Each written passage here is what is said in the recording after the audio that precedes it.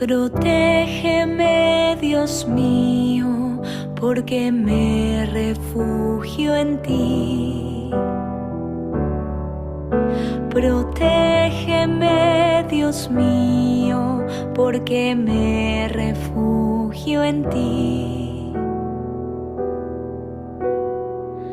El Señor es la parte de mi herencia y mi cáliz. Tú decides mi suerte. Tengo siempre presente al Señor. Él está a mi lado, nunca vacilaré. Protégeme, Dios mío, porque me refugio en ti. Por eso mi corazón se alegra, se regocijan mis entrañas y todo mi ser descansa seguro, porque no me entregarás a la muerte, ni dejarás que tu amigo vea el sepulcro. Protégeme, Dios mío, porque me refugio en ti. Me harás conocer el camino de la vida, saciándome de gozo en tu presencia, de felicidad eterna a tu derecha. Protégeme, Dios mío, porque me refugio en ti. Protégeme, Dios mío, porque me refugio en ti.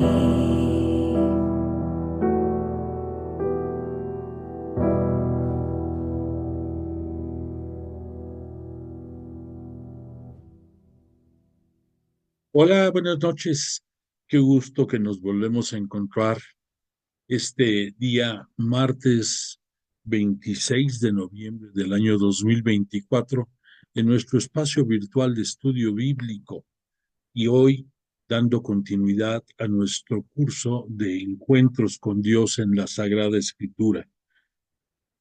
Vamos a darle alabanza a Dios Padre por conducto de Jesús de Nazaret y el Espíritu Santo, y te invito a que de corazón sincero digamos todos en el nombre del Padre, del Hijo y del Espíritu Santo.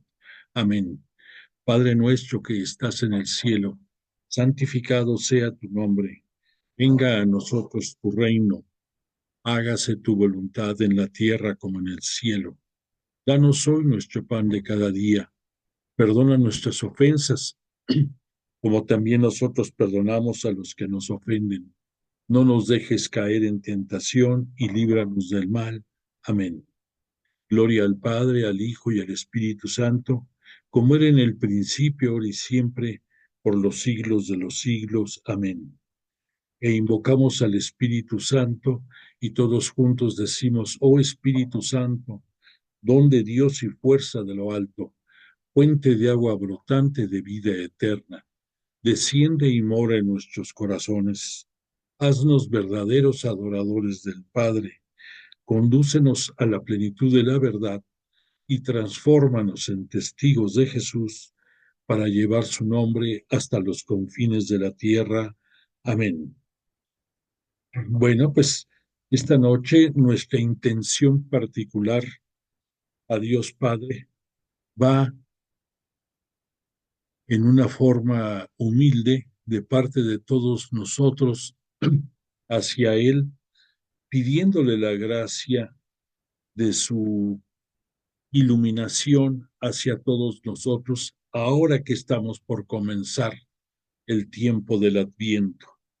Este domingo pasado cerramos el año litúrgico con la festividad de Cristo Rey, y el próximo domingo comenzaremos ya a vivir dentro del calendario litúrgico el Adviento, esa hermosa temporada que nos prepara a recibir a Jesús de Nazaret.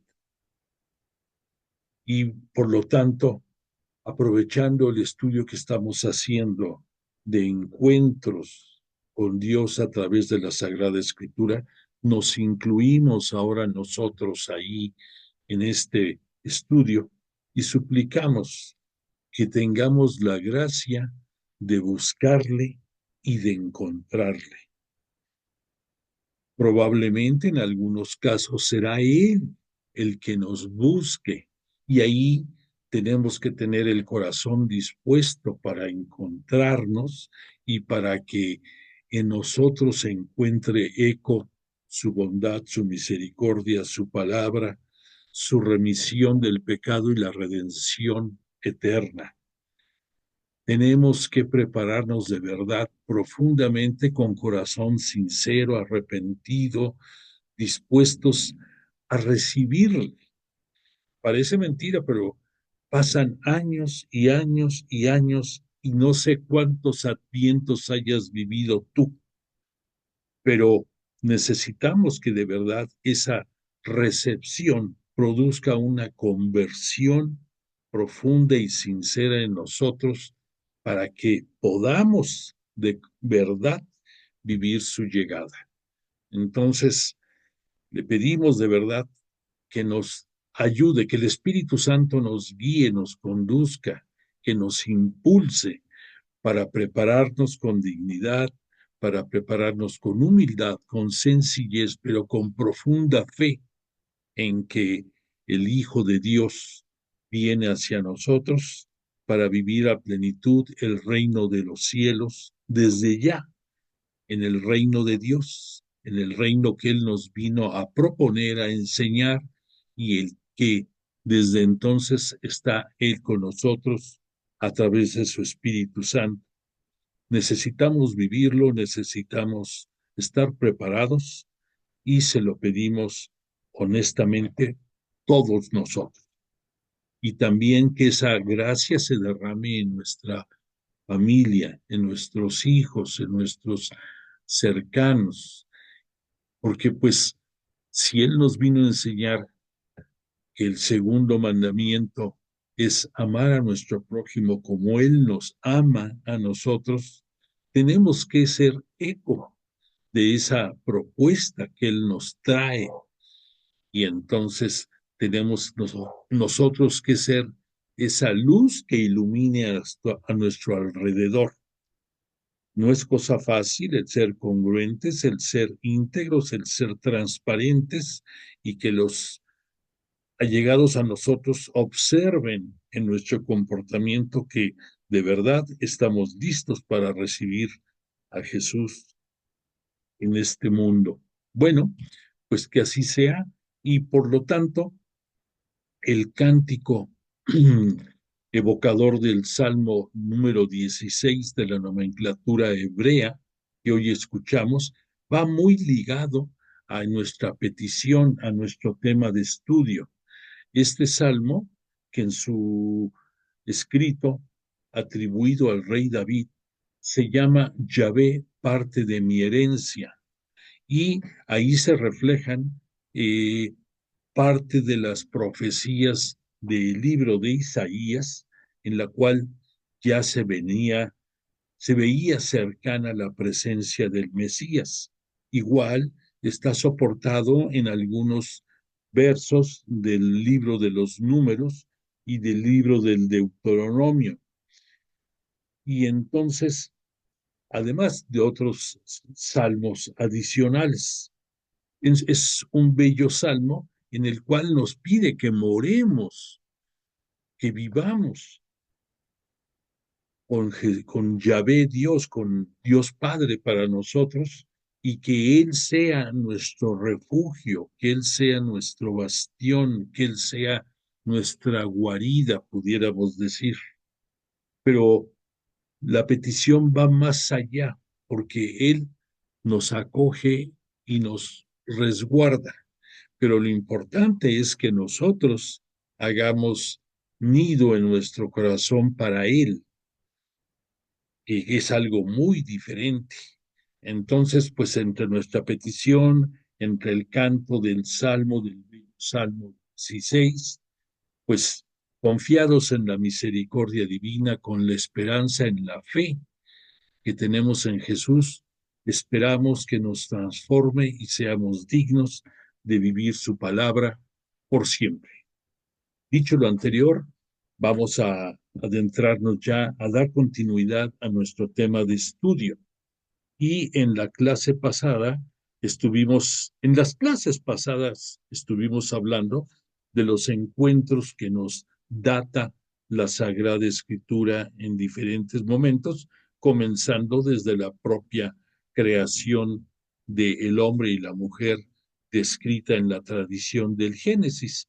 Después, como vemos aquí a la derecha, estuvimos viendo encuentros de Dios Padre, de Yahvé Dios para en aquellos tiempos, con Abraham, el padre de la fe, y en otros episodios más que nos van narrando en épocas como por ejemplo de Noé, cuando fue el diluvio, después con Moisés, cuando recibió el decálogo en el cual sirvió de soporte para hacer la alianza entre el pueblo de Israel y Yahvé Dios.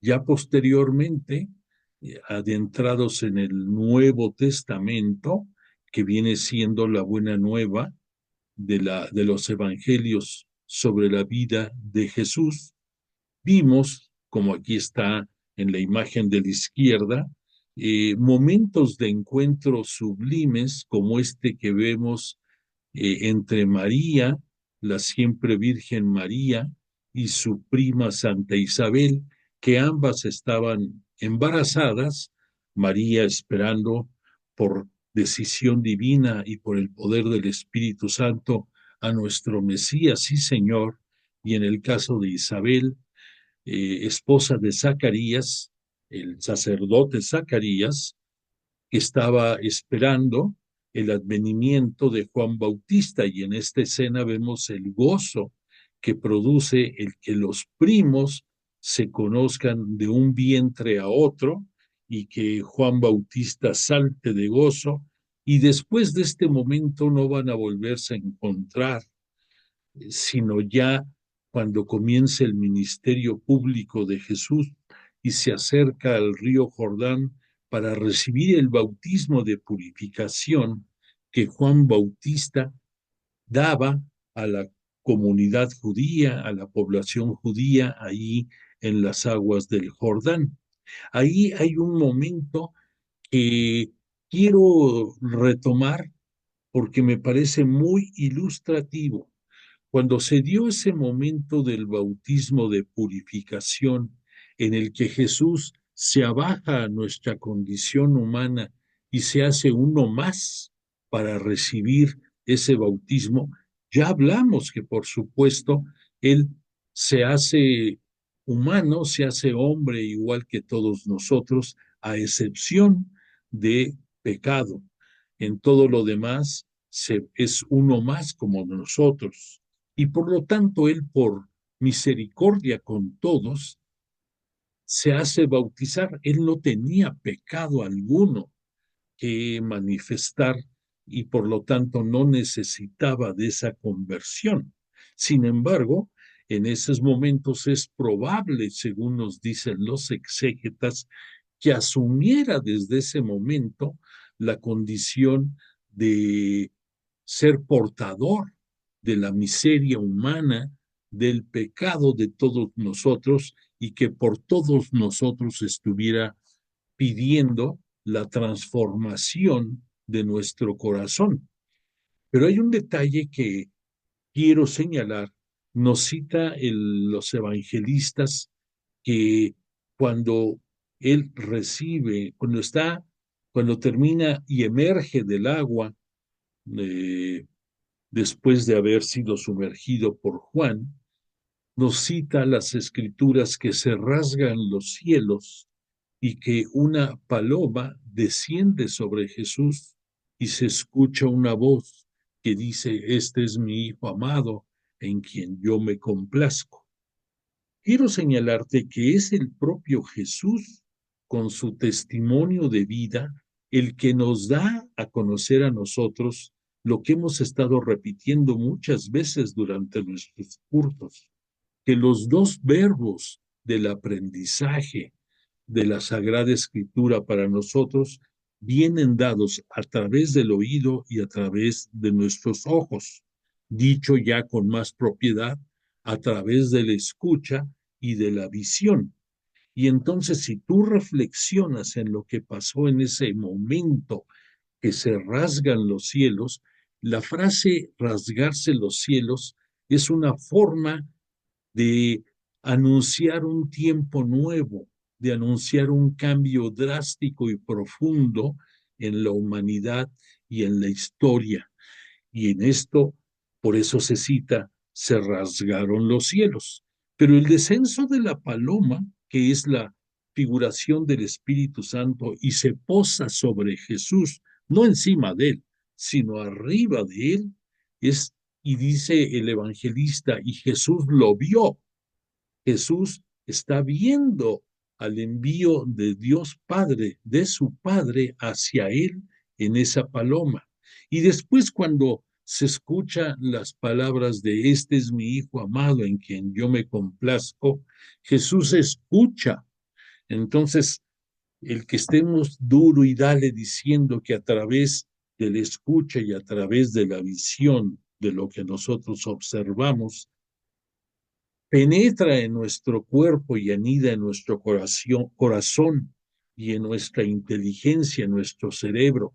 Las enseñanzas, aquí encuentra su fundamento en el propio Jesús, en el momento de su bautismo de conversión recibido en el río Jordán. Bueno, en la clase pasada estuvimos hablando un poco más profundamente acerca de los encuentros entre Pedro y Jesús. En aquellos tiempos, recordemos que cuando según el evangelista Marcos, desde su capítulo primero, nos dice este Marcos a partir de su versículo 16. Es muy breve, te lo voy a citar. Dice Marcos, iba Jesús bordeando el mar de Galilea cuando vio a Simón y a su hermano Andrés largando las redes, echando las redes en el mar, pues eran pescadores. Jesús les dijo, venid conmigo y os haré llegar a ser pescadores de hombres. Ellos dejaron las redes al instante y le siguieron. Continuó caminando un poco y vio a Santiago, el de Zebedeo, y a su hermano Juan, que estaban también en la barca arreglando las redes. Al instante los llamó y ellos, dejando a su padre Zebedeo en la barca con los jornaleros, se fueron tras él. Aquí el evangelista Marcos nos da una clara narración de los primeros discípulos de Jesús, de la forma en que Jesús los encuentra y los llama, pero también nos hace resaltar el seguimiento de ellos hacia Jesús, que dejan todo y le siguen. Y así se inicia la recolección de los apóstoles futuros, en este caso de los primeros discípulos de Jesús. Eso lo vimos que fue el primer encuentro de Pedro, pero vimos también en la narración en la clase pasada que desde ese primer encuentro Jesús le reveló a este Pedro cuál sería su misión. Y entonces vemos que desde ese comienzo le dijo a Simón, Simón, tú eres Pedro, que Pedro es la traducción al castellano del término Kefas, arameo, que significa roca, que significa piedra. Y entonces le dice Jesús a Simón, tú serás Pedro, y te haré te haré pescador de hombres. Entonces, eso lo vimos como el primer encuentro entre Jesús y Pedro. Posteriormente hablamos del encuentro también cuando en Cesarea de Marítima, ese lugar que era asiento para el disfrute de los grandes personalidades romanas que llegaban a Jerusalén y que ahí descansaban, andaban por esa zona y entonces Jesús les increpa ya a sus discípulos preguntándoles que quién dice la gente que es él. Y entonces unos dicen que eres el profeta, refiriéndose a que Juan Bautista ya no estaba con vida, ya había muerto, y que algunos lo veían a Jesús como la personificación del propio Juan. Otros decían que algunos que era un gran maestro, etcétera, etcétera, y este Simón, Pedro, haciéndose portavoz del resto de los discípulos, le dice, tú eres el Hijo de Dios, el Mesías esperado. Entonces, este Pedro, vimos que ahí le está reconociendo las dos grandes cualidades que este Juan, el evangelista, se va a dedicar en todo su evangelio a enseñarlos. Para que entendamos mejor esto, los tres evangelistas sinópticos, que son Marcos, Lucas y Mateo, cada quien con la versión que el Espíritu Santo les guió para escribir, se dedican a resaltar detalles de la personalidad de Jesús durante su ministerio público. Solamente el Evangelio de Juan tiene una finalidad doble específica. El Evangelio de Juan está hecho para que entendamos que Jesús es el Hijo de Dios y es también el Mesías esperado. Eso es la esencia del Evangelio de Juan. Y entonces la narrativa que él aborda de muchos aspectos sobre la vida de nuestro Maestro y Señor difieren mucho de lo que hablan los evangelistas sinópticos. Pero el Evangelio de Juan tiene una riqueza teológica, cristológica, eclesiológica profunda y nos va a dar tintes especiales para apreciar mejor lo que el corazón de Jesús nos transmite, lo que sus obras y palabras nos dicen y la misión y la finalidad para la cual vino Él a este mundo en tiempos de la plenitud. Bueno, pues entonces, este Pedro, repito, reconoció la mesianidad de Jesús y además que lo reconoció como hijo de Dios. Y entonces Jesús le refrenda que él va a ser la roca. Fíjate que quiero hacerte un comentario muy importante y que quiero, no lo había yo dicho, pero quiero que no se te olvide. Jesús de Nazaret, dentro de su período de pasión y muerte que se da desde la última cena, que así la conocemos nosotros, la víspera de cuando él va a sufrir su muerte en cruz, en el momento que está en la cena, celebrando la Pascua de los judíos con sus apóstoles y que entonces instituye el orden sacerdotal y la Eucaristía también, allí cambia totalmente la historia. De no haber pasado esto, la esencia o gran parte de la esencia de nuestra Iglesia Cristiana Católica no podría existir. Pero hay tres elementos indispensables, además de esta inauguración del ritual que en cada Eucaristía celebramos, de recordar la muerte de Jesús y de la transformación, la transubstanciación, el término correcto para transformar el pan y el vino en el cuerpo y sangre de Jesús en memorial de su pasión y muerte, y que, obvio, después de eso también viene el memorial de su gloriosa resurrección y glorificación, todo en la celebración eucarística. Hay tres elementos, te decía, que son indispensables para que esa santa iglesia cristiana católica perdure y continúe adelante. Esos tres elementos son María, la Madre de Jesús, y por misericordia de Él también Madre nuestra, porque ella, además de ser la sierva de Dios, es también la fiel custodia de la obra iniciada por su Hijo al fundar la Iglesia. Y desde entonces, María siempre es quien vela por la Iglesia, por la barca de la Iglesia, y está al pendiente de su conducción a través de los tiempos. Y así será hasta la parucía, hasta la segunda venida gloriosa de Cristo al final de los tiempos eclesiológicos. Discúlpame, ando con la garganta toda seca, perdóname.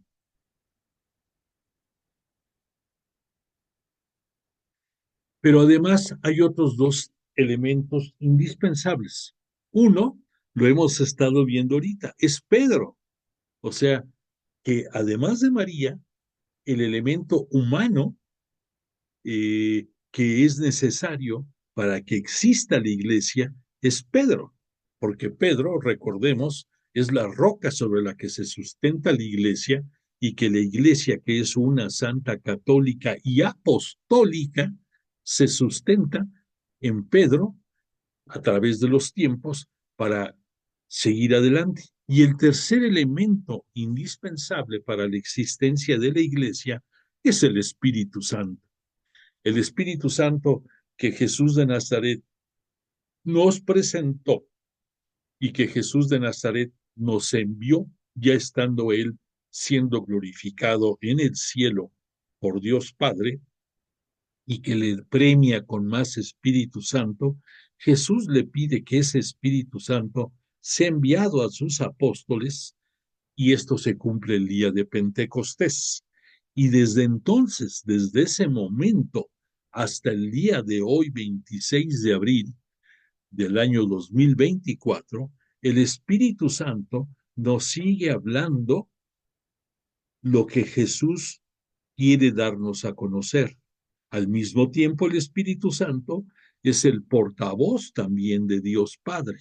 Las tres personas de la Santísima Trinidad, cada una independiente, pero compartiendo su substancia, por eso decimos consubstanciales, tienen su presencia entre nosotros todos los días. Y el Espíritu Santo es el mismo que inspiró a los escritores de los evangelios, y es el mismo que te habla a ti todos los días, que te guía, que te conduce, y que muchas veces tú te haces el loco y no lo quieres escuchar, pero, pero Él nos está hablando.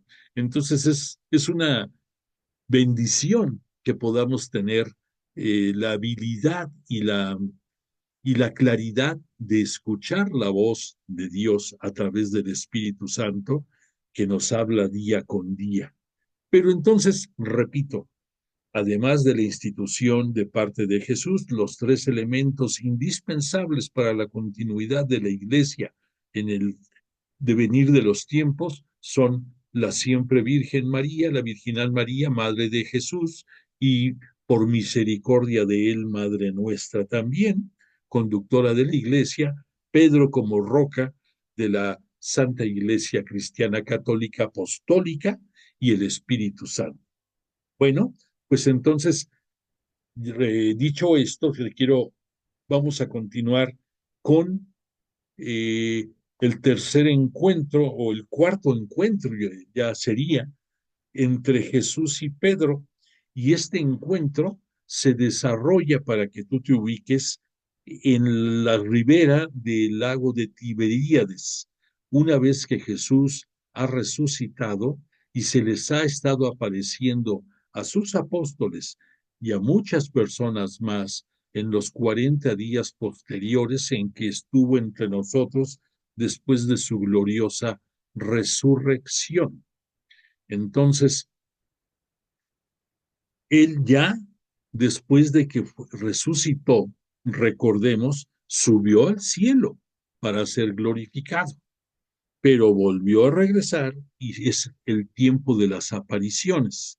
Después de los 40 días, se dará el momento en que ya será su ascensión cerca de Betania, cerca de Galilea, en que va a subir ya a los cielos y ya no va a volver a descender, y desde ese momento se encuentra sentado a la derecha de Dios Padre, gozando de su divinidad celeste que nunca perdió, porque él junto con Dios Padre y el Espíritu Santo participaron desde la creación del mundo, ese mundo hecho para el propio Jesús por su Padre, y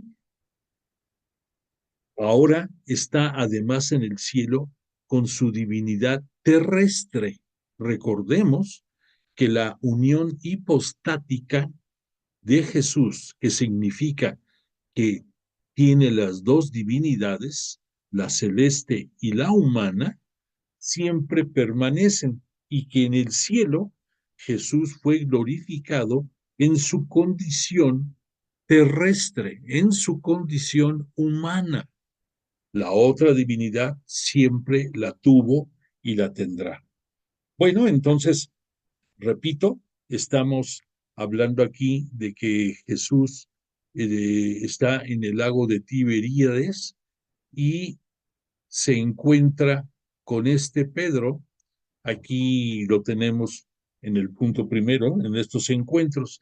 Lo importante de este encuentro tiene muchas connotaciones. Recordemos que Pedro, después del episodio de la última cena, cuando Jesús va a hacer eh, va a llevar a sus apóstoles al huerto de Getsemaní y les dice que se acerque el momento en que el Hijo del Hombre va a ser entregado y que terminará crucificado, que este Pedro dice, es que eso no puede ser, daré yo mi vida porque esto no suceda.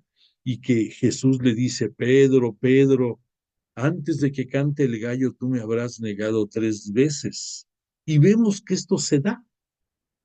Esto nos da una prueba doble. En primer lugar, de que Jesús, aun conociendo las debilidades de nosotros como personas, sabiendo que todos somos pecadores, sabiendo que todos tenemos errores, tiene confianza en Pedro como esa roca que va a sostener su iglesia. Punto número uno. Por otra parte, le hace ver a Pedro su miseria humana, y después de que se dan el episodio en que efectivamente lo niega 3 veces y después llora amargamente al darse cuenta de su miseria, cuando viene el encuentro en este momento dentro de las apariciones, Jesús le da la oportunidad de que por 3 ocasiones, igual que las 3 ocasiones en que Pedro lo negó, le pide fidelidad.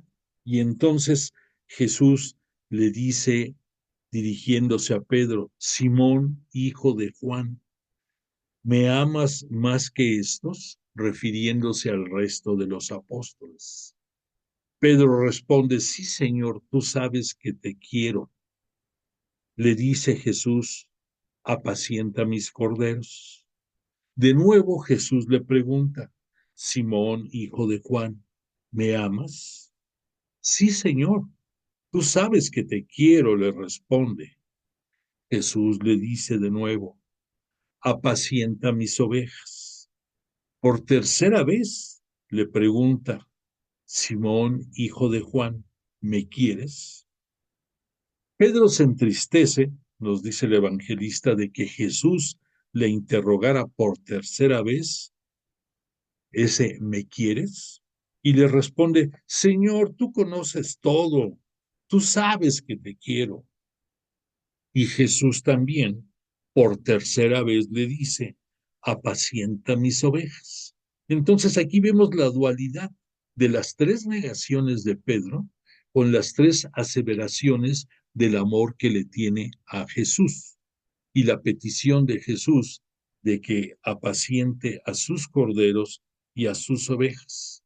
Este encuentro entonces no es fortuito, tiene su sostén bíblico y era necesario para refrendar esa fidelidad de Pedro hacia el Maestro. Aquí, dentro del momento que se vive, quiero resaltarte algo que a lo mejor nunca has recapacitado. En esta pregunta que Jesús le hace a Pedro, en las tres, en dos tiene respuesta de apacienta a mis ovejas. Y en una, en la primera, dice, apacienta mis corderos. ¿Te has puesto a pensar el porqué de estas peticiones de Jesús hacia Pedro? ¿Por qué no le dijo en las tres, apacienta mis ovejas? ¿O por qué no le dijo en las tres, apacienta mis corderos? Bueno, pues a lo mejor lo sabes, pero para los que no, te voy a decir, Jesús es el Cordero de Dios. Es, y por esa razón, en muchas de las ilustraciones, sobre todo en vitrales y en imágenes que nos hablan del Apocalipsis, o muchas veces en en los propios, en las iglesias, en donde está el cuerpo de Dios consagrado y en el sagrario, muchas veces tú ves que las imágenes que tienen esos sagrarios es un cordero. ¿Por qué? Porque de acuerdo a las profecías y de acuerdo a toda la vida de Jesús, Jesús es el Cordero de Dios. El Cordero es la representación dentro del judaísmo. Se acostumbraba el, el que los corderos y las ovejas formaran parte de sus tradiciones, sobre todo cuando se celebraba la Pascua. Cuando se celebraba la Pascua, era consumido ese cordero que que era asado, no era cocinado de otra forma, y que ese cordero no podía tener ningún defecto. Un cordero es un animalito que posteriormente, cuando pase más de un año, va a convertirse en oveja, pero mientras no cumple ese año, va a ser cordero. Y por esa razón, cuando nace Jesús en el pesebre, cuando lo ponen en el pesebre ahí en Belén, lo ponen, y la palabra pesebre significa en donde comen las ovejas, donde comen los animales. Y por la forma del pesebre era idónea para proteger y para cuidar a los corderos, esos animalitos perfectos sin defecto alguno, que pasado el tiempo iban a servir para ser ofrendados. Y por esa razón a estos corderos los envolvían y los protegían con pañales, igual que el Hijo de Dios, que Jesús, fue protegido con pañales y depositado en el pesebre. Y la tradición es una de las señas que les daba a a los, a los magos de Oriente, y en las profecías aparece el niño envuelto en pañales, el Emanuel, el Dios con nosotros, que posteriormente ya vemos que es Yeshua, el que salva, el nombre correcto. Entonces, este Cordero, en la persona de Jesús, lo vemos a él como el Cordero por excelencia. No puede haber alguien mejor, porque no tiene ningún defecto efectivamente, y es el Cordero que se ofrenda en la cruz hacia su Padre y hacia él mismo, y es la víctima perfecta para la eternidad. Entonces, si Jesús es el Cordero perfecto, ¿cómo podemos identificar a todos los presbíteros, diáconos, obispos y toda la grey que forma los servidores dentro de la iglesia y que hacen las labores de pastores, así como Jesús es el pastor de las ovejas? Pues corderos. ¿Y qué encomienda le está dando Jesús a Pedro? Que él sea la roca sobre la que se sostenga su iglesia. Es por ese motivo que en la primer increpación, en la primer pregunta de Jesús hacia Pedro, le dice: apacienta mis corderos. Léase, cuida de mí, de mis presbíteros, diáconos y obispos. Cuida de mi iglesia, cuida de los que van a dirigir mi iglesia. Y en las otras dos preguntas hacia Pedro y que le contesta Jesús: apacienta a mis ovejas. ¿Quiénes son las ovejas? Pues somos tú, yo, todos los que formamos la Santa Iglesia Cristiana Católica y que no somos ministros dentro de la iglesia, que no somos celebrantes, que no somos pastores. Podemos en momentos determinados asumir tareas o responsabilidades que darían la apariencia de pastoreo. Y por esa razón, entre otras, yo te digo que las clases que nosotros compartimos, tú como gentil escucha y yo como conductor, porque no hay otra palabra, porque maestro solamente Jesús, o sea, como conductor de la misma, lleva un corte pastoral. ¿Por qué? Porque es un corte que nos invita, que nos conduce a que hagamos de las enseñanzas que de aquí sacamos algo que nos ayude en nuestro día a día, que comprendamos, asimilemos y pongamos en práctica lo que aquí aprendemos. Por eso nuestra enseñanza bíblica es de corte pastoral. Pero yo no soy pastor dentro de la iglesia. Entonces, pero sí soy oveja, porque soy uno más igual que tú, soy una oveja pecadora igual que tú, que formo parte de la Santa Iglesia Cristiana Católica. Entonces, por eso la diferenciación entre la arenga, entre la exhortación de Jesús hacia Pedro de apacienta a mis corderos y apacienta a mis ovejas.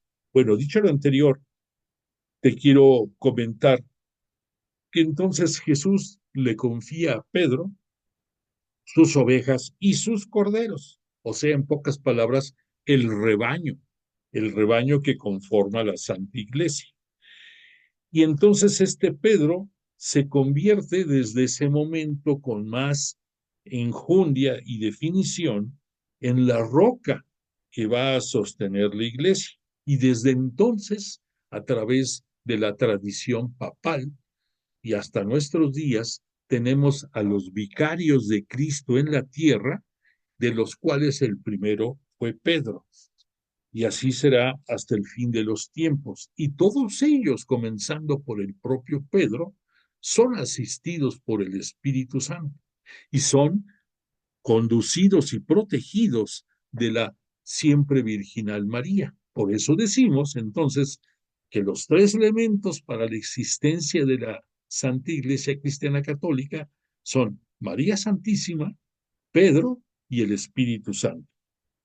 Bueno, entonces, estos son los encuentros, a grosso modo, que tuvo Jesús con Simón Pedro. Después tenemos aquí en el punto segundo el encuentro con Nicodemo. Este encuentro con Nicodemo cita, aquí nos ponen a Juan, Juan en su capítulo tercero, en el versículo del 1 al 18. Te lo voy a leer en una forma sintética, porque pues son 15 versículos, pero te lo voy a poner en una forma más digerible. Esta es una página espléndida dentro de la tradición evangélica. Jesús realiza su primera actividad evangelizadora en la ciudad santa de Jerusalén, y allí tiene un encuentro que se vuelve memorable entre Nicodemo y el maestro. Nicodemo era un maestro de la ley, léase como no era sacerdote, pero tenía preparación y actividad como maestro de la ley dentro de las instituciones judías. Y al mismo tiempo era miembro del Sanedrín. El Sanedrín, ese órgano jurisdiccional, religioso, civil y de muchos aspectos más que regía el correcto funcionamiento de la sociedad. Por lo tanto, era una persona importante este Nicodemo. Nicodemo, iluminado, acude a la presencia de Jesús tímidamente, de noche, cuidando de no ser visto por sus propios compañeros dentro del judaísmo y para poder conversar con un poco más de tranquilidad en el anonimato de la noche. Sin embargo, en el caso de Juan, el hecho de que él nos dice que era en la noche tiene otra connotación segunda, no un tenemos en la Biblia, hemos dicho que tenemos un sentido literal primero y un sentido literal profundo.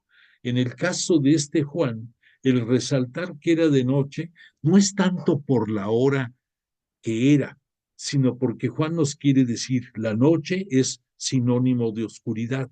La oscuridad es contraria a la luz. Jesús es la luz, Jesús es la sabiduría.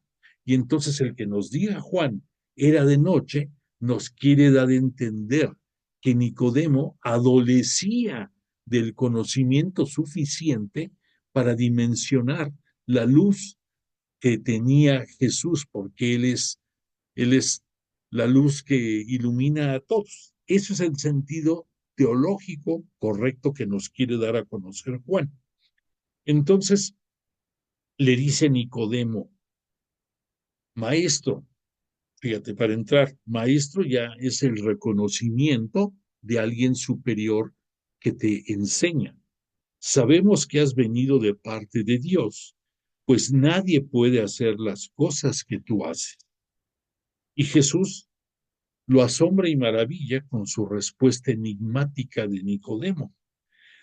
Y le dice, en verdad te digo, es preciso que nazcas de nuevo de agua y espíritu.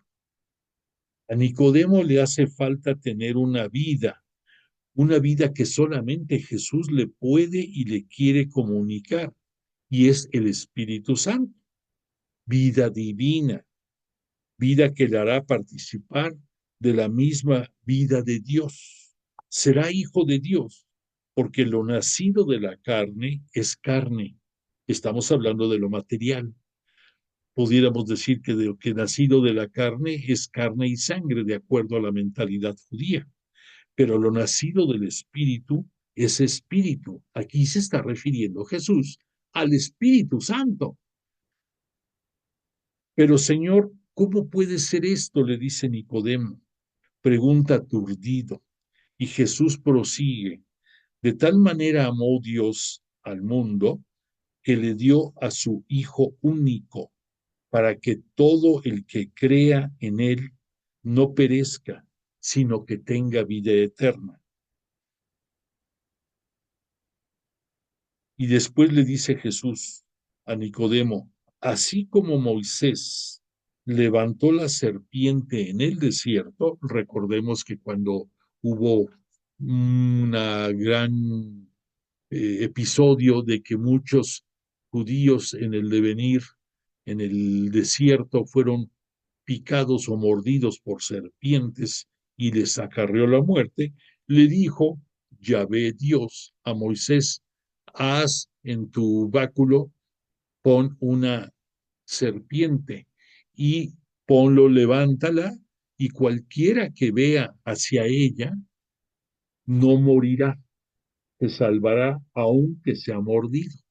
Y de esta manera Jesús le está diciendo a Nicodemo: así como Moisés alzó la serpiente por instrucciones de Yahvé, el Hijo del Hombre tendrá que ser alzado para que todo el que crea en él tenga vida eterna. Aquí se está refiriendo claramente Jesús al momento que va a vivir posteriormente en cuando va a ser crucificado.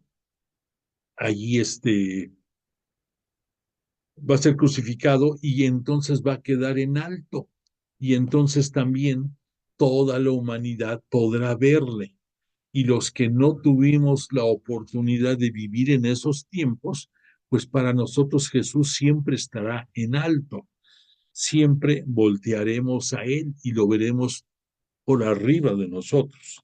Y por lo tanto, eso va a ser sinónimo de la vida eterna que nos va a dar. Esta búsqueda de Nicodemo y este encuentro con Jesús cambiaron su vida de Nicodemo y creyó en Jesús. Resalto, cambiaron su vida y creyó. A Nicodemo lo vamos a encontrar dos veces más en la narrativa de la Sagrada Escritura. Una, cuando en cierto momento Nicodemo lo defiende a Jesús dentro de su ministerio en contra de acusaciones y de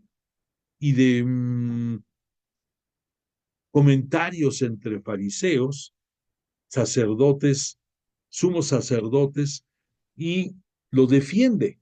Ya Nicodemo, pues ya teniendo la ilustración de esa luz divina de parte de Jesús. Y la segunda ocasión en que nos narra la Escritura a Nicodemo va a ser que este Nicodemo va a estar presente después de la muerte en cruz de Jesús y ayudó a su descenso de la cruz y a la preparación de su cuerpo para ser sepultado.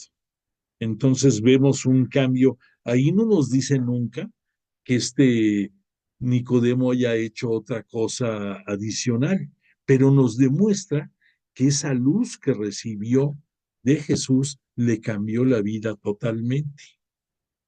Entonces ese encuentro tuvo un resultado más que grato, más que dignificante, más que grandioso para Nicodemo. Y en Nicodemo debemos de vernos reflejados también nosotros. O sea, muchas veces tenemos enseñanzas de parte de Jesús a través del Espíritu Santo y a veces no le damos la importancia y vivimos, como decía Juan, dentro de la penumbra de la oscuridad. No permitimos que se manifieste la luz de Dios, la luz de Jesús, de la palabra de Dios que conocemos a través de Jesús en nuestra vida. Bueno, pero esto fue el encuentro entre Nicodemo y Jesús. Vamos a hablar de otro encuentro que es de Jesús con la mujer samaritana. Aquí lo vemos en esta escena, en el lado izquierdo. Esto también es muy bello y esta narrativa nos la da también este Juan. Por lo tanto, es muy digna de tomarla en cuenta, porque ya sabemos, ya dijimos que Juan se va a dedicar a resaltar que Jesús es el Hijo de Dios y es el Mesías esperado. Jesús salió de Jerusalén y fue y se fue camino a Galilea, pero para que nos ubiquemos dentro del mapa de la península del Sinaí. No recuerdo si aquí tenemos algo, déjame ver si tenemos el mapa aquí, y si no, pues te lo voy a comentar. Te lo voy a comentar porque no está aquí. Bueno, había dos rutas. Una que era la ruta corta, pudiéramos decir, que era subiendo montañas, sierras, para que nos lo veamos más claro, y pasar por Samaria para poder llegar a Galilea. La otra ruta, que aunque era más larga, la preferían para usar la mayoría de los que transitaban hacia Galilea, era bordeando el río Jordán. Muchos dicen, pues suena lógico, porque el río Jordán, pues provee de agua y provee de muchas cosas útiles en el camino. Pero la otra era una vía más corta, pero ¿cuál era la razón por la que evitaban tomar esa ruta los, eh, los que viajaban en caravanas por esas latitudes? Decían que era porque era muy peligrosa. Probablemente así pudo haber sido. Pero más que nada esto partía porque había una enemistad profunda entre los samaritanos y los jerusalitanos, jerusalenitanos. Bueno, los habitantes de Jerusalén, perdóname, se me traba la lengua en el gentilicio correcto. Pero entonces, esto data porque recordemos que después de que murió Salomón, el rey eh, da, lleno de sabiduría y de inteligencia por gracia de Dios que le confió, él tuvo varios hijos y entre ellos dos, Roboam y Jeroboam, que los dos en un intento ególatra de quedarse con el poder, acabaron dividiendo el reino en dos. El reino del norte, cuya capital fue Samaria, y el reino del sur, el reino de Judea, cuya capital fue Jerusalén y sigue siendo Jerusalén. Bueno, pero entonces, en tiempos antiguos, la ciudad de Samaria tuvo una preponderancia religiosa muy grande, muy, muy grande, al punto de que aquí vemos en esta escena, está sentado Jesús en el brocal del pozo de Jacob. Jacob, aquel nieto de Abraham. Abraham engendró a Isaac y de Isaac vino a este mundo Jacob. Y entonces desde esos tiempos, en estas latitudes, Jacob hizo este pozo para dar agua a todos los habitantes de la aldea en la que él estaba y también ahí iban a sacar agua para abrevar a sus ganados, que eran muy importantes para su subsistencia.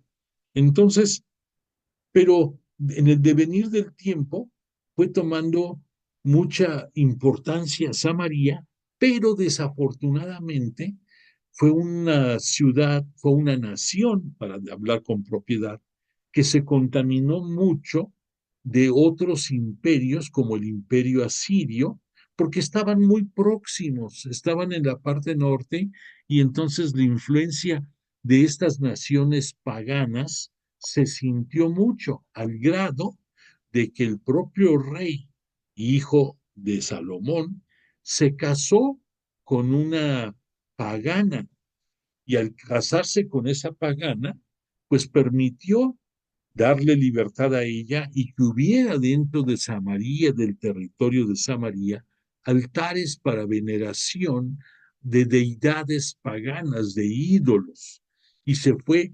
prostituyendo, pudiéramos decir en una palabra, la religiosidad del pueblo samaritano. Por otra parte, ellos tuvieron en Samaria existe un monte que tuvo una importancia muy grande dentro de la historia de la salvación en tiempos pasados, el monte Garizim. Y ese monte Garizim sirvió para que ahí se celebraran grandes momentos de la historia de nuestra religión en tiempos antiguos. Después viene la preponderancia de Jerusalén y entonces Jerusalén después de que regresaron del destierro a Babilonia, ellos aprendieron la lección que ese destierro fue también porque se dejaron prostituir y contaminar de idolatrías y de separarse de Dios.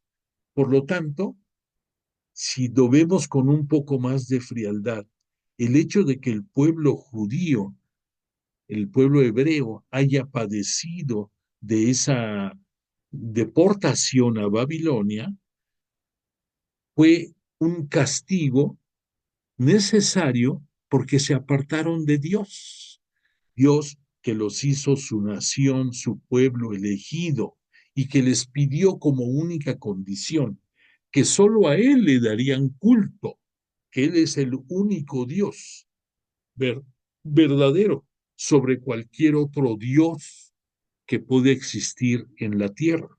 Y Dios Padre, es celoso y no permite, celoso, no permite que juguemos con Él, no permite que le digamos, estás tú sobre todas las cosas, pero que por debajo del agua estemos yendo a ver a brujos, hechiceros, agoristas o 20,000 personas que nos van a mover el tapete y que estamos jugando con dos monedas. Eso no lo tolera Dios. Dios es muy celoso y exige de todos nosotros que si decimos lo voy a amar sobre todas las cosas, que de verdad sea en forma total, drástica y contundente, que te quede muy claro. Entonces, en este momento, eh, ese pueblo que regresó de la deportación porque se arrepintió de su conducta, porque al arrepentirse, Yahvé Dios le perdonó y permitió que regresara a Jerusalén, entendieron la lección y por lo tanto veían con mucho desprecio y soslayo a los habitantes de Samaria, porque los veían como que los samaritanos no habían entendido las lecciones de ser esclavos, en el caso de Samaria, de ser esclavos de los asirios, del imperio asirio, y de pagar las consecuencias que el reino del sur pagó con los babilonios. Pero entonces se dio esa enemistad profunda, así y honesta entre los dos reinos por las diferencias religiosas. Entonces, ese era el móvil por lo cual los habitantes del reino del sur no tomaban la ruta de la sierra, de la serranía, y preferían irse bordeando el río Jordán. Jesús va hacia Galilea y él decide, porque el Espíritu Santo se lo indica, de cruzar por Samaria. Y entonces llega acompañado de algunos de sus discípulos a Samaria, los manda a que vayan a comprar cerca provisiones para poder estar ahí, y él se queda solo, y entonces aquí viene la narrativa de que se sienta en el brocal del pozo de Jacob. ¿Y por qué se sienta ahí? Por dos razones. En primer lugar, nos va a citar el evangelista. Eran las 12 del día, cuando el sol está a plomo. Es cierto, era esa hora. Es cierto, el sol quemaba en estas latitudes. Pero además, recordemos que este Juan tiene mucha sensibilidad, y al decir que era el mediodía, que era la hora, la hora profunda de la luz, del calor, se refiere a la persona de Jesús, que Él es la iluminación, Él es la vida, y entonces se presenta en Samaria la luz a través de la persona de Jesús. Y al decir que se sienta, efectivamente está sentado sobre el brocal, pero sabemos bien, ya vimos, que el término sentarse, más que es una postura del cuerpo, significa que está catequizando, que está siendo ministerio de proclamación y de enseñanza. Y entonces se encuentra con la mujer samaritana. Todo esto, ubicación, aunque es un poco larga, es necesaria para que nos ubiquemos. Entonces, este Jesús llega a la mujer samaritana y le dice Jesús a ella, dame de beber. A lo que ella contesta, ¿cómo tú, siendo judío, me pides de beber a mí, que soy una mujer samaritana?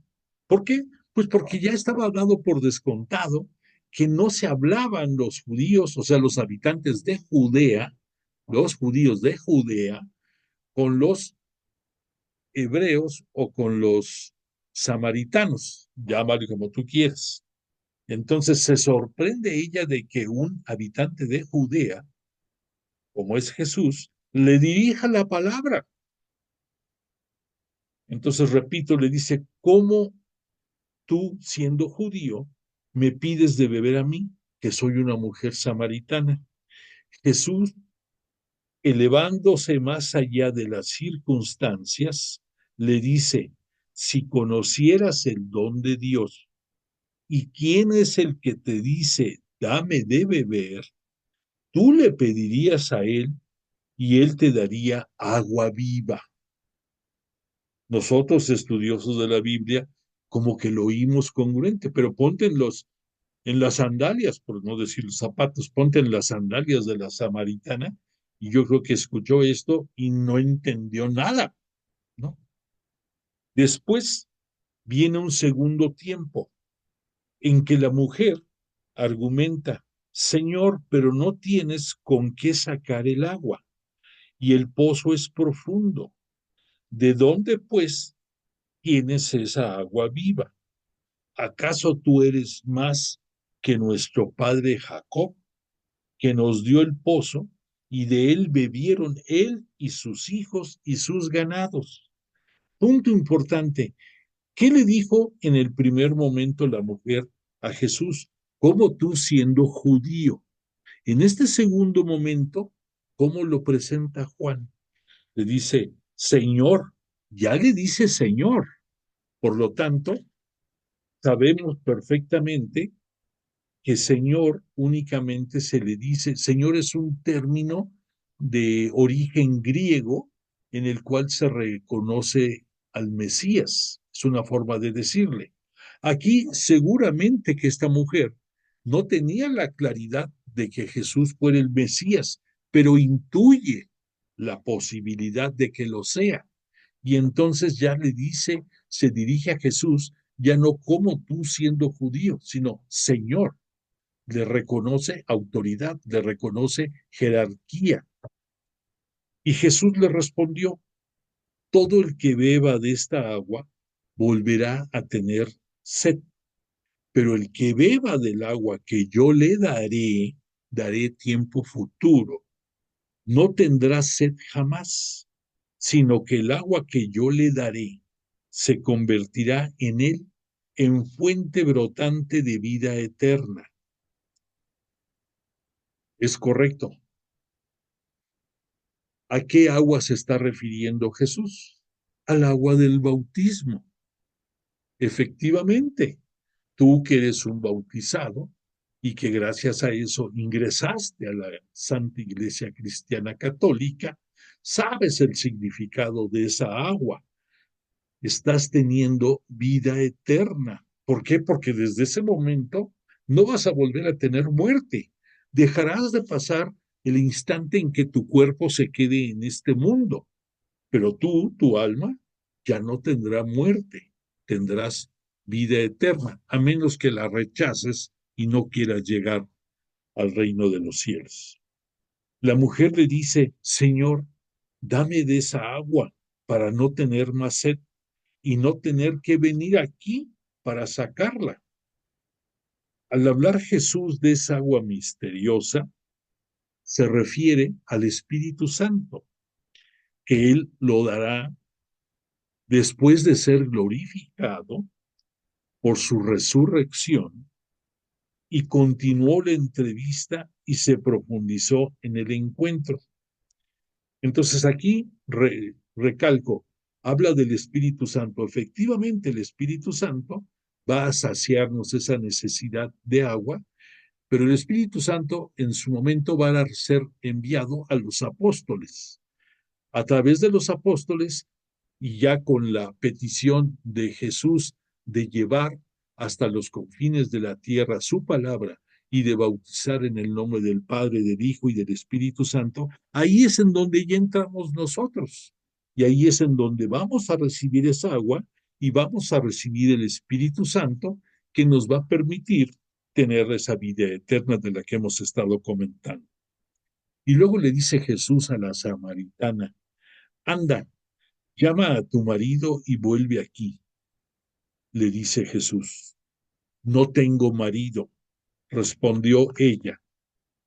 Dices verdad, le comenta Jesús, porque has tenido 5 maridos y el que ahora tienes no es marido tuyo. En eso has dicho la verdad. Le responde la samaritana, Señor, veo que eres un profeta.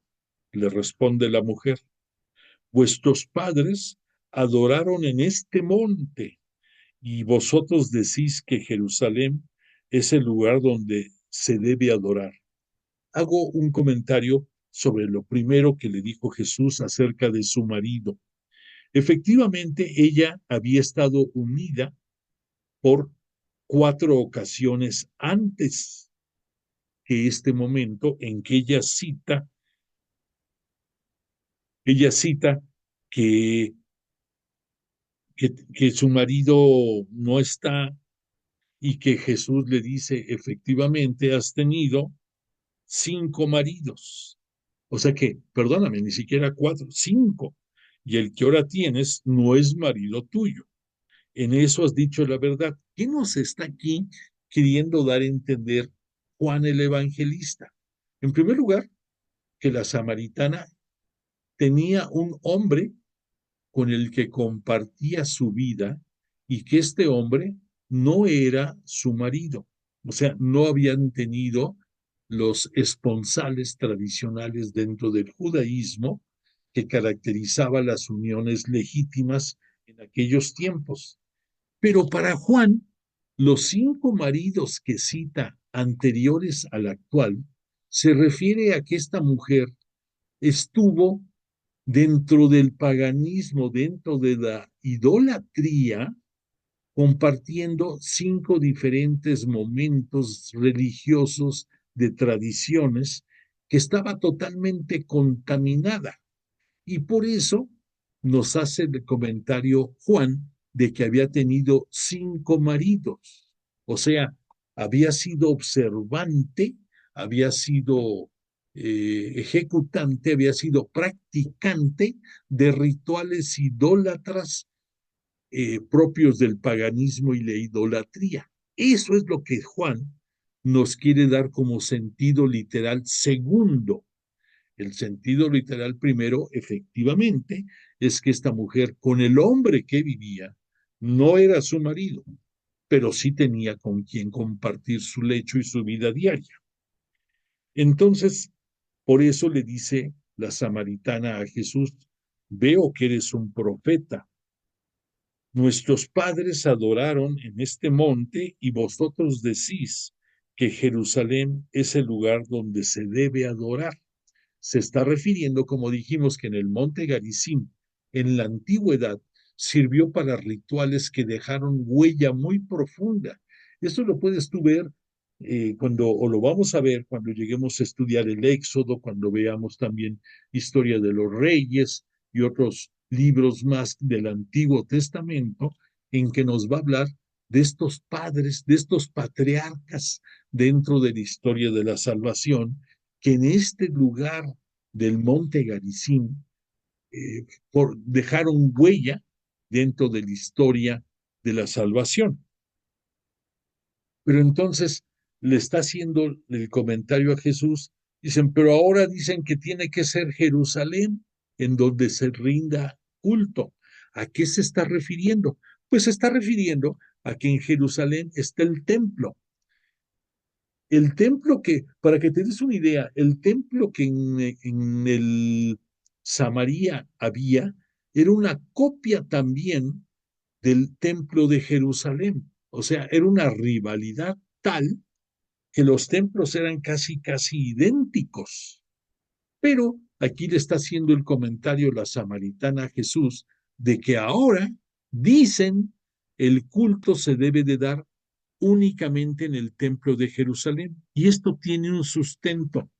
Te he estado hablando ahorita mucho de la penetración de las costumbres y tradiciones paganas, idólatras y de los gentiles dentro del territorio de la península de Siria, dentro del territorio de la nación israelita, que en aquellos tiempos todavía no era nación, pero para que nos entendamos. Entonces, una de las consecuencias finales de esto es que después de que regresaron de la deportación, tomaron la decisión por, por, por los propios profetas que se lo sugirieron y y por un cambio muy drástico sugerido por los profetas y que el rey Josías, el rey judío Josías, hizo un cambio total de muchas cosas dentro de las costumbres y las leyes que los regían, dijeron, para evitar que haya más idolatría, no vamos a permitir que haya templos o altares por muchas partes, como se daba en aquellos tiempos en estas inmediaciones, y que también en el Reino del Sur las había. Entonces dijeron, vamos a concentrar el culto en un solo lugar. Y por eso fue que en el templo de Jerusalén era el único lugar en que se rendía culto. En las sinagogas, que había muchas regadas, desperdigadas por muchas partes, se daba enseñanza, pero no se daba culto. El culto se daba en el templo de Jerusalén.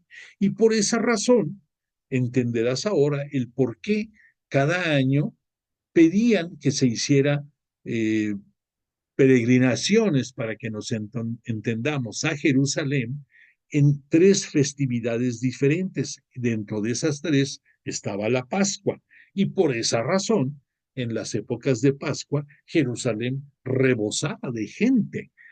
Además de los lugareños, todos los judíos que venían de diferentes latitudes y muchos turistas y viajeros que con las ganas de conocer un poco más el templo y las tradiciones, bajaban a Jerusalén. Bueno, perdón.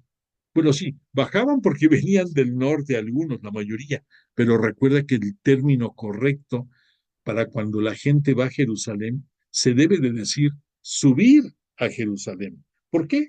Porque ya entendiste ahorita mejor cuando Moisés levantó la serpiente y la alzó, y después Jesús va a ser alzado en la cruz, pues por eso es una forma, el ser alzado es una forma de subir, y por eso entenderás un poco más el por qué la gente cuando va a Jerusalén dice, subo, voy a Jerusalén, va a un lugar religiosamente por encima de muchos otros. Entonces Jesús le dice a la samaritana después de este comentario acerca de dónde debían de adorar, le dice, créeme mujer, que llega la hora, y ya estamos en ella, en que ni en este monte, se refiere al Garizim, ni en Jerusalén, se refiere al templo, adoraréis al Padre. Los verdaderos adoradores del Padre lo adorarán al impulso del Espíritu de la verdad, del Espíritu, perdóname, lo adorarán al impulso del Espíritu y en la verdad. Le dice la mujer, sé que va a venir el Mesías. Cuando venga, me lo explicará todo. Hago un punto de observancia. ¿Recuerdas cuando fue eh, en el juicio bueno, que no fue juicio, en el encuentro de Pilato con Jesús, que llega un momento en que le dice Pilato a Jesús, ¿y qué es la verdad? ¿No te suena aquí también algo parecido a lo que Jesús le está diciendo a esta samaritana? Que lo van a adorar al Padre, al impulso del Espíritu y en la verdad. Recordarás que después Pilato le dijo, ¿y qué es la verdad? Ya no le respondió Jesús a esa pregunta. Pero aquí Jesús se vuelve a manifestar como que Él, en pocas palabras, Él es la verdad. Él es la verdad, la vida, la luz. Él es la sabiduría del Padre en su propia personalidad divina de Jesús. La mujer le dijo, sé que va a venir el Mesías. Cuando venga, nos lo explicará todo. Y Jesús le responde, yo soy el que está hablando contigo. O sea, Jesús le manifiesta su mesianidad a la samaritana. ¿Qué búsqueda de Jesús? Porque aquí toda la acción la llevó Jesús hacia ella. Él fue el que fue al encuentro de la samaritana. La samaritana fue la que acogió las palabras de ese encuentro y le está moviendo el tapete tremendamente. Y entonces aquí el padre Carrillo en su libro resalta la importancia del encuentro, la mujer samaritana con él, ella que era en esos momentos una persona, pudiéramos decir, semipagana, porque había tenido 5 experiencias con paganos y la que tenía ya no era con un pagano, aunque no estaba casada correctamente. Ella semipagana creyó en él, creyó en Jesús. Suponemos que su vida dio un viraje total y cambió. Lo que sabemos por el Evangelio es que al instante quedó transformada en una evangelizadora, que regresó ella al pueblo y convocó a la gente y les dio la buena noticia, venid a ver a un hombre que me ha dicho todo lo que he hecho, ¿no será el Mesías? O sea, esta semipagana que está conociendo, que se está dejando conocer por Jesús, se convierte en portavoz dentro del pueblo y entonces, sin que tenga una misión determinada de parte de Jesús, ella asume la iniciativa de comentarle a los demás que tienen que conocer a Jesús, porque le ha dicho tantas cosas acerca de ella, que ella tiene ya una duda, pero tiene una claridad de que puede ser el Mesías. Y la gente salió en busca de Jesús y lo encontraron y decían a la mujer, ya no creemos por tus palabras, nosotros mismos hemos oído y sabemos que este es es verdaderamente el Salvador del mundo. La conversión de toda una ciudad fue el fruto fecundo del encuentro de Jesús con aquella espiritualmente pobre mujer samaritana.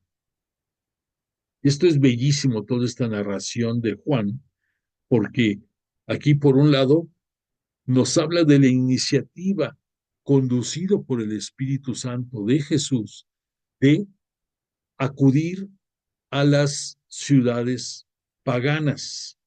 Sabemos perfectamente que dentro de la propia misión eh, salvadora de Jesús, él evitaba el no dar enseñanzas, curaciones, signos de poder fuera de las personas judías.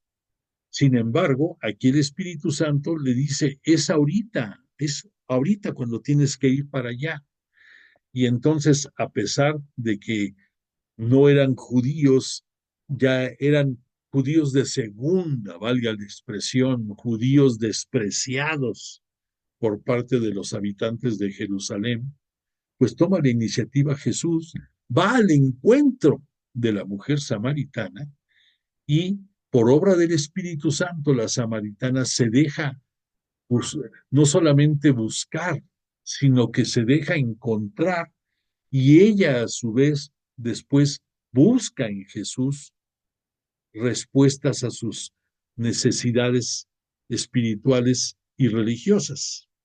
Y por esa razón es un doble encuentro fecundo de parte de Jesús hacia ella y de parte de ella hacia los integrantes de su comunidad y como respuesta al propio Jesús. Entonces, es un claro ejemplo de cómo nos transforma la palabra de Jesús, que es la palabra del Padre que conocemos por Jesús, dentro de su ministerio público en los momentos iniciales de la plenitud, porque sabemos que la plenitud vino a nosotros desde el momento mismo de la encarnación de Jesús en el virginal seno de María, la siempre virgen, y que los tiempos de la plenitud continúan a partir de ese momento, que hoy día 26 de abril, 26 de noviembre, perdóname, 26 de noviembre, forma parte de esa plenitud y que esta plenitud va a terminar cuando sea la segunda venida gloriosa de Jesús a este mundo, cuando sea la parusía. Bueno, pues entonces, con este encuentro, ya nada más para terminar, te comento que se quedó 3 días Jesús en Samaria junto con sus discípulos que le acompañaban y estuvo catequizando y estuvo enseñando a todos los habitantes que a través de esta mujer se allegaron a la presencia de Jesús. Un bellísimo encuentro, un bellísimo encuentro y un bellísimo episodio de que hay que dejarnos encontrar y hay que buscar a Jesús nosotros día a día. Bueno, pues le agradecemos precisamente a Jesús y al poderoso Espíritu Santo que nos hayan tenido la gracia y misericordia de acompañarnos esta noche, y yo a ti te agradezco el que hayas escuchado esta narrativa y deseo para ti y tu familia salud, prosperidad, bienestar en todo lo que resta de esta semana, y que si Dios lo permite el próximo martes nos volvamos a encontrar para seguir estudiando, pues encontrar a Jesús, encontrar a Dios en la Sagrada Escritura. Gracias de tu presencia, mándame constancia de que estuviste en clase y te voy a poner la canción de cierre y te deseo una buena noche. Nuevamente, gracias de tu presencia.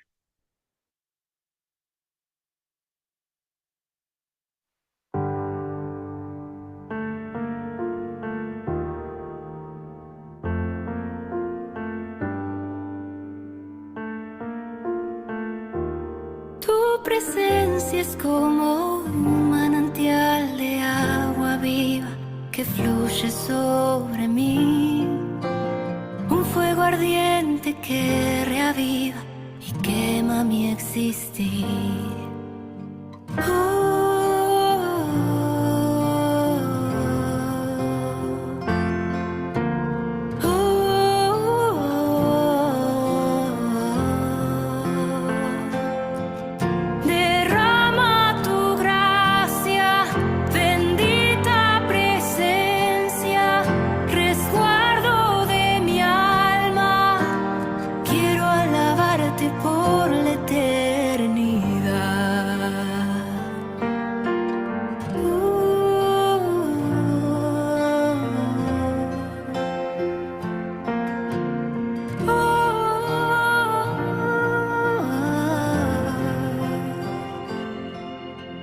Como jardín en primavera, florece en mi interior, como el incienso que se quema y eleva mi oración.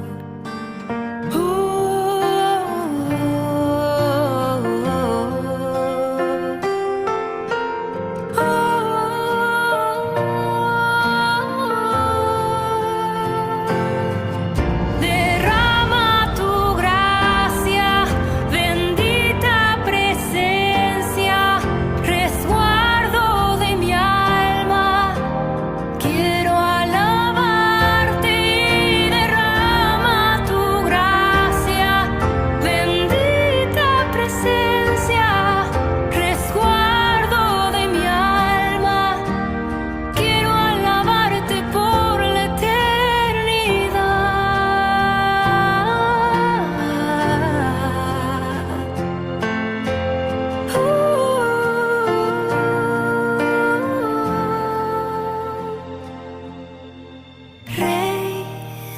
reyes, Señor de señores, Rey de la creación, todopoderoso.